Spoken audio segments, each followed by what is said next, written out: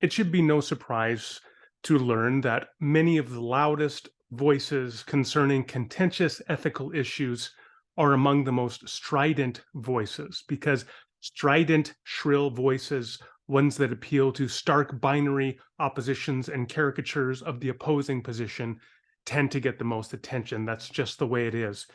Sadly, I've seen that for a long time with respect to the pro-life movement. Of course, I've also seen it with respect to the pro-choice movement. But I would consider myself part of the pro-life movement and have since the 1980s, since the early 1980s. Back in about 1990 or 91, I actually had a t-shirt that I had made which supported Operation Rescue. So that gives you a sense of my credentials when it comes to this issue. But I've long been disturbed by the extent to which I see many of the loudest voices and the most influential voices from the pro-life camp taking a position that really maximizes the contrast with the pro-choice position and makes it very difficult to find any common ground. And the irony is that this approach doesn't actually serve the position of pro-life people, because it makes it what you get essentially is a blowback from people who begin to look at the entire pro-life position as very extreme, and then to write off the position rather than to consider the reasoned and careful analyses of, for example, the moral status, the ontological status of the fetus developing in utero, or to consider in depth what a particular abortion procedure might be, or what the risks may be, or what the emotional impact of an abortion may be upon the mother. All of those questions tend to get lost in the storm of invective that is being thrown between opposing sides. So yesterday I saw a tweet from Kristen Hawkins, who is one of the most, from what I can see, one of the most influential pro-life voices in the United States today on social media, and particularly on Twitter, where I'm active. And yesterday she tweeted, May 21st, 2023, she tweeted, "Abortion is demonic." That's it. Abortion is demonic. So I responded, imagine telling a woman with an ectopic pregnancy whose life was saved by an abortion that the procedure was demonic. It's tragic that the pro-life movement is dominated by extremist voices like this. That elicited a whole bunch of responses. One person saying I was straw manning. No, actually claiming all abortion is demonic, which encompasses ectopic pregnancy. That certainly is a straw man position to take. But the claim was that I was straw manning. One person prayed down God's judgment upon me. Many people said things like this. One person said, "I think we all know the gist of the message is, and it does not include ectopic pregnancies." If you don't want it to include ectopic pregnancies, then say elective abortion is demonic. If that's your view, then say that, which would exclude ectopic pregnancies. But don't say abortion simplicator is demonic, which includes ectopic pregnancies. This isn't hard.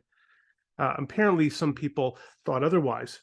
So this prompted me to respond with a tweet to all of the noise, where I said, I can't believe the obfuscation in response to this tweet. So let me make it clear for all.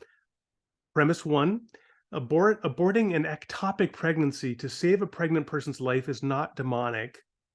Two, therefore, the unqualified statement abortion is demonic is false.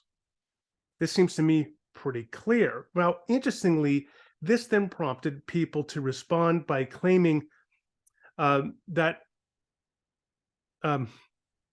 therapeutically addressing an ectopic pregnancy to save the life of the mother is not abortion. Now, that's an interesting claim. What evidence did people provide that therapeutically addressing? See, what I'm trying to avoid is saying terminating the life of the embryo. I'm trying to stay neutral for the moment. What basis would you have to say that ending, therapeutically addressing the ectopic pregnancy to save the life of the mother is not an abortion? Well, really, you have two options here.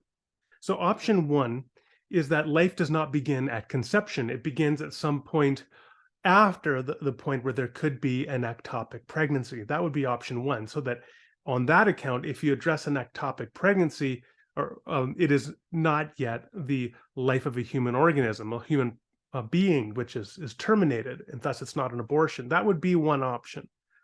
But of course, the pro-life people are pretty consistently insistent that life begins at conception, at fertilization, where you have a genetically unique biological human organism developing in utero. So you can't really take that position. So the other position they could take would be to say, okay, but somehow addressing the fetus, the embryo that is positioned, let's say, attached to the fallopian tube, and removing that does not constitute the abortion of the embryo. But it does. By definition, that's what an abortion is. An abortion is a medical procedure. A medical abortion is a procedure medically by which one seeks to remove the fetus, the developing fetus or embryo from the woman, resulting in the death of the embryo or fetus. And when you remove an embryo developing in utero, that results in the death of the embryo. So by definition, an ectopic pregnancy is treating an ectopic pregnancy by removing the embryo is an abortion. But the fact that I kept hearing this made it clear to me that this is some kind of talking point that is apparently being traded among some people in the pro-life community, that somehow ectopic pregnancies are not abortion procedures, or the removal of them is not an abortion procedure when it clearly is. Here's the irony, though, of taking this view, of claiming that it is not an abortion.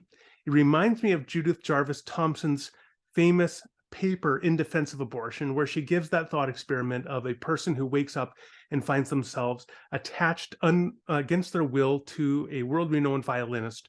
And the claim is, do they have to remain attached to that violinist and keep the violinist alive for 9 months if they never consented to be attached to the violinist? And the answer is supposed to be no.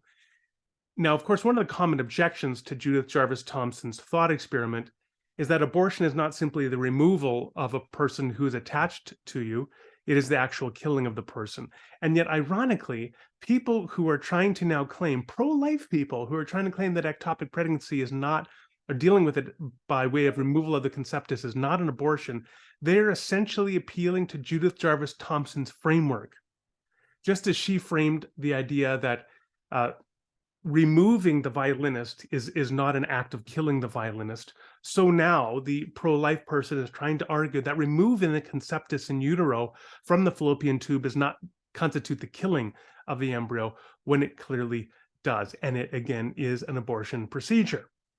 So what we should do, I would submit, at the very least, you could appeal to an ectopic pregnancy and justify the procedure of abortion ethically by appealing to a principle of double effect. That yes, one undertakes actions that will result in the death of the fetus, of the embryo, but one does not do that to kill the embryo as such. One rather does that to save the life of the mother. To save the life of the mother, you remove the embryo, knowing that it results in the death of the embryo and thus is an abortion. But what that means is that not all abortion is demonic. There are at least some abortions, some therapeutic abortions, that are morally justified. And then once you've conceded that point, and we've gotten rid of all the obfuscatory smoke, which tries to claim somehow that the abortion of an ectopic pregnancy is not an actual abortion, once you get rid of all that, we can then have a serious conversation about what range of abortions could fall into the category of being ethically justified, perhaps under therapeutic auspices. For example, a 12-year-old girl who was raped by her father and is now impregnated. Is the abortion of the fetus in that case morally justified? And you can have a conversation about ethical issues such as that. But when a person posts unqualified a statement that abortion is demonic, what they do is they quash this whole conversation.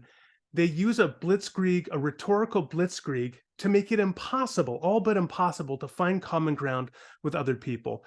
And that does not serve the good of society, and it certainly does not serve the good of the fetus in utero.